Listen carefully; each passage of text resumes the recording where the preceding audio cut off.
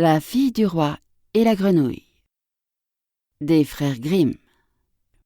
Dans des temps très anciens, alors qu'il pouvait encore être utile de faire des vœux, vivait un roi dont toutes les filles étaient belles. La plus jeune était si belle que le soleil, qui en a cependant tant vu, s'étonnait chaque fois qu'il illuminait son visage. Non loin du château du roi, il y avait une grande et sombre forêt, et, dans la forêt, sous un vieux tilleul, une fontaine. Un jour qu'il faisait très chaud, la royale enfant partit dans le bois et s'assit au bord de la source fraîche. Et comme elle s'ennuyait, elle prit sa balle en or, la jeta en l'air et la rattrapa. C'était son jeu favori. Il arriva que la balle d'or, au lieu de revenir dans sa main, tomba sur le sol et roula tout droit dans l'eau. La princesse la suivit des yeux, mais la balle disparut. La fontaine était si profonde qu'on n'en voyait pas le fond. La jeune fille se mit à pleurer de plus en plus fort. Elle était inconsolable. Comme elle gémissait ainsi, quelqu'un lui cria « Pourquoi pleures-tu, princesse? Si fort qu'une pierre s'en laisserait attendrir. » Elle regarda autour d'elle pour voir d'où venait la voix et aperçut une grenouille qui tendait hors de l'eau sa tête grosse et affreuse. « Ah, c'est toi, vieille barboteuse, dit-elle. Je pleure ma balle d'or qui est tombée dans la fontaine. »« Tais-toi et ne pleure plus, dit la grenouille. Je vais t'aider. Mais que me donneras-tu si je te rapporte ton jouet? »« Ce que tu voudras, chère grenouille, répondit-elle. Mes habits, mes perles et mes diamants, et même la couronne d'or que je porte sur la tête. »« Je ne veux ni de tes perles, ni de tes diamants, ni de ta couronne. Mais si tu acceptes de m'aimer, si tu me prends comme compagne et camarade de jeu, si je peux m'asseoir à ta table, à côté de toi, manger dans ton assiette, boire dans ton gobelet et dormir dans ton lit, si tu me promets tout cela, je plongerai au fond de la source et te rendrai ta balle. »« Mais oui, dit-elle, je te promets tout ce que tu veux, à condition que tu me retrouves ma balle. » Elle se disait. Elle vit là, dans l'eau avec les siens et Coas, comment serait-elle la compagne d'un être humain? Quand la grenouille eut obtenu sa promesse, elle mit la tête sous l'eau, plongea et peu après réapparut en tenant la balle entre ses lèvres. Elle la jeta sur l'herbe. En retrouvant son beau jouet, la fille du roi fut folle de joie. Elle le ramassa et partit en courant. « Attends, attends !» cria la grenouille. « Emmène-moi, je ne peux pas courir aussi vite que toi. » Mais il ne lui servit à rien de pousser ses « Ouah, ouah, ouah » aussi fort qu'elle pouvait. La jeune fille ne l'écoutait pas. Elle se hâtait de rentrer à la maison et bientôt la pauvre grenouille fut oubliée. Il ne lui restait plus qu'à replonger dans la fontaine. Le lendemain, comme la petite princesse était à table, mangeant dans sa jolie assiette d'or avec le roi et tous les gens de la cour, on entendit « plouf, plouf, plouf, plouf » quelque chose qui montait l'escalier de marbre. Puis on frappa à la porte et une voix dit « Fille du roi, la plus jeune, ouvre-moi !» Elle se leva de table pour voir qui était là. Quand elle ouvrit, elle aperçut la grenouille. Elle repoussa bien vite la porte et alla reprendre sa place. Elle avait très peur. Le roi vit que son cœur battait fort et dit « Que crains-tu, mon enfant? Y aurait-il un géant derrière la porte qui viendrait te chercher? »« Oh non, répondit-elle, ce n'est pas un géant, mais une vilaine grenouille. »« Que te veut cette grenouille? »« Ah, cher père, hier, comme j'étais au bord de la fontaine et que je jouais avec ma balle d'or, celle-ci tomba dans l'eau.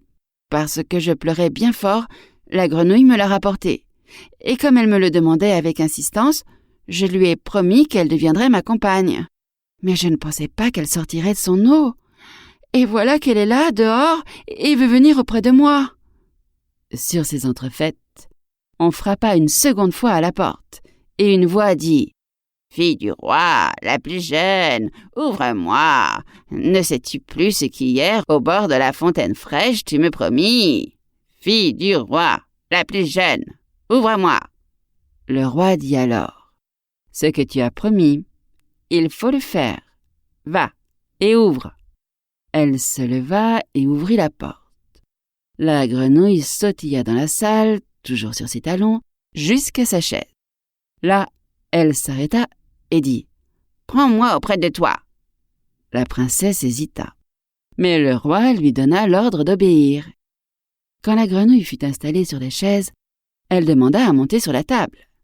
Et quand elle y fut, elle dit, « Approche ta petite assiette d'or, nous allons y manger ensemble. » La princesse fit ce qu'on voulait, mais c'était malgré tout de mauvais cœur. La grenouille mangea de bon appétit. Quant à la princesse, chaque bouchée lui restait au travers de la gorge. À la fin, la grenouille dit, « J'ai mangé à satiété. Maintenant je suis fatiguée. Conduis-moi dans ta chambrette. Et prépare ton lit de soie. Nous allons dormir. » La fille du roi se mit à pleurer. Elle avait peur du contact glacé de la grenouille et n'osait pas la toucher. Et maintenant, elle allait dormir dans son joli lit bien propre. Mais le roi se fâcha et dit, « Tu n'as pas le droit de mépriser celle qui t'a aidé quand tu étais dans le chagrin. » La princesse saisit la grenouille entre deux doigts, la monta dans sa chambre et la déposa dans un coin. Quand elle fut couchée, la grenouille sauta près du lit et dit, « Prends-moi, sinon je le dirai à ton père. » La princesse se mit en colère, saisit la grenouille et la projeta de toutes ses forces contre le mur. « Comme ça tu dormiras, affreuse grenouille !» Mais quand l'animal retomba sur le sol, ce n'était plus une grenouille. Un prince aux beaux yeux pleins d'amitié la regardait. Il en fut fait selon la volonté du père de la princesse. Il devint son compagnon aimé et son époux. Il lui raconta qu'une méchante sorcière lui avait jeté un sort, et la princesse seule pouvait l'en libérer. Le lendemain, ils partiraient tous deux pour son royaume. Ils s'endormirent, et au matin, quand le soleil se leva, on vit arriver une voiture attelée de 8 chevaux blancs. Ils avaient de blancs plumets sur la tête, et leur harnais était d'or. À l'arrière se tenait le valet du jeune roi. C'était le fidèle Henri. Il avait eu tant de chagrin quand il avait vu son seigneur transformé en grenouille, qu'il s'était fait bander la poitrine de 3 cercles de fer pour que son cœur n'éclatât pas de douleur. La voiture devait emmener le prince dans son royaume. Le fidèle Henri l'y fit monter avec la princesse et s'installa de nouveau à l'arrière, tout heureux de voir son maître libéré du mauvais sort. Quand ils eurent roulé pendant quelque temps, le prince entendit des craquements derrière lui, comme si quelque chose se brisait. Il tourna la tête et dit, « Henri, est-ce l'attelage qui brise ses chaînes ?»« Eh non, Seigneur, ce n'est pas la voiture, mais de mon cœur l'une des ceintures, car j'ai eu tant de peine, quand vous étiez dans la fontaine, transformé en grenouille vilaine. » Par 2 fois encore, en cours de route, on entendit des craquements, et le prince crut encore que la voiture se brisait. Mais ce n'étaient que les cercles de fer du fidèle Henri, heureux de voir son seigneur délivré.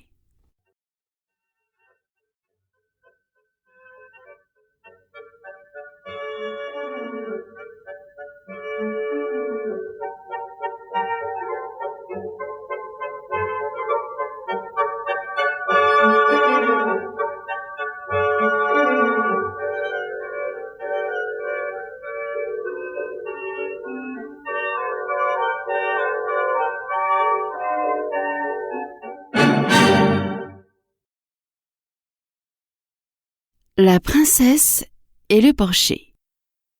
Il y avait une fois un prince pauvre. Son royaume était tout petit, mais tout de même assez grand pour s'y marier. Et justement, il avait le plus grand désir de se marier.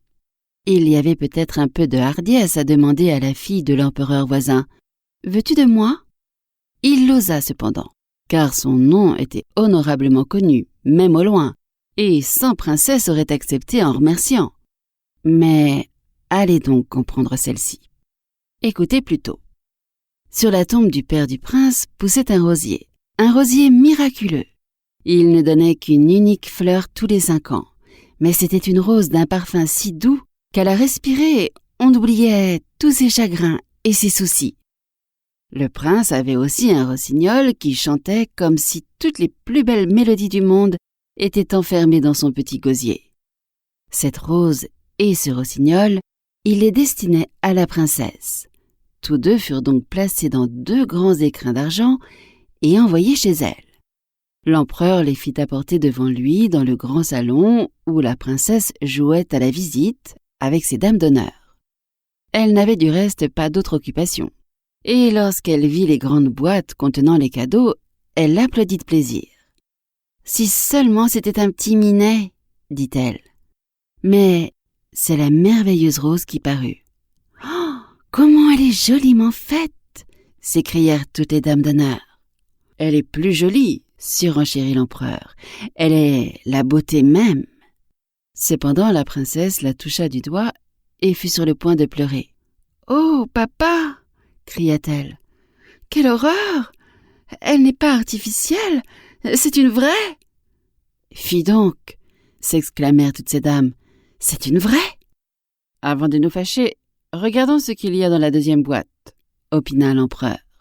Alors le rossignol apparut, et il se mit à chanter si divinement que tout d'abord, on ne trouva pas de critique à lui faire. « Superbe! Charmant !» s'écrièrent toutes les dames de la cour, car elles parlaient toutes français, l'une plus mal que l'autre du reste.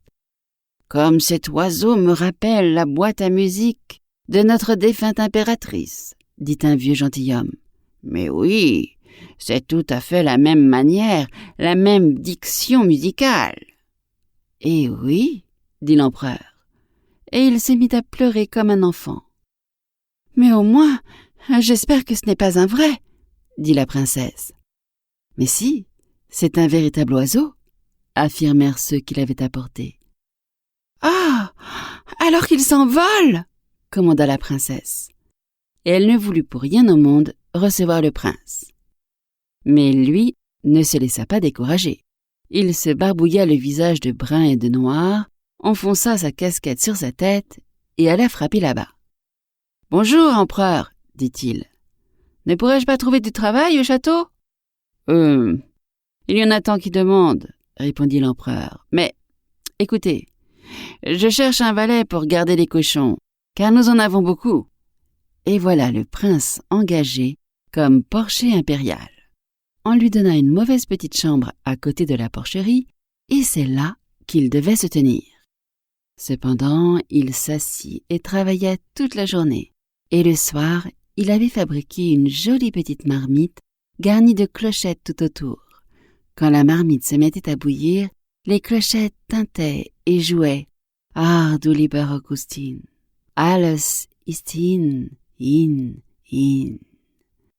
Mais le plus ingénieux était sans doute que si l'on mettait le doigt dans la vapeur de la marmite, on sentait immédiatement quel plat on faisait cuire dans chaque cheminée de la ville. Ça, c'était autre chose qu'une rose. Au cours de sa promenade avec ses dames d'honneur, la princesse vint à passer devant la porcherie. Et lorsqu'elle entendit la mélodie, elle s'arrêta toute contente, car elle aussi savait jouer « Ach, du lieber Augustin ». C'était même le seul air qu'elle sut, et elle le jouait d'un doigt seulement. « C'est l'air que je sais, » dit-elle. « Ce doit être un porcher bien doué.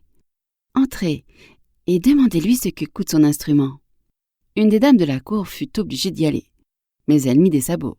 « Combien veux-tu pour cette marmite ?» demanda-t-elle. « Je veux 10 baisers de la princesse. »« Grand Dieu !» s'écria la dame. « C'est comme ça, et pas moins !» insista le porcher. « Eh bien, qu'est-ce qu'il dit ?» demanda la princesse. « Je ne peux vraiment pas le dire, c'est trop affreux. »« Alors, dis-le tout bas. » La dame d'honneur le murmura à l'oreille de la princesse. « Mais il est insolent !» dit celle-ci, et elle s'enfuit immédiatement. Dès qu'elle eut fait un petit bout de chemin, les clochettes se mirent à tinter. « Écoute, » dit la princesse, « va lui demander s'il veut 10 baisers de mes dames d'honneur. »« Oh que non !» répondit le porcher. « 10 baisers de la princesse, ou je garde la marmite. »« Que c'est ennuyeux !» dit la princesse. « Alors il faut que vous vous teniez tout autour de moi, afin que personne ne puisse me voir. » Les dames d'honneur l'entouraient. Nous espérons que vous avez apprécié cet aperçu. Pour continuer à écouter ce livre audio sur Google Play Livres, utilisez le lien dans la description de la vidéo.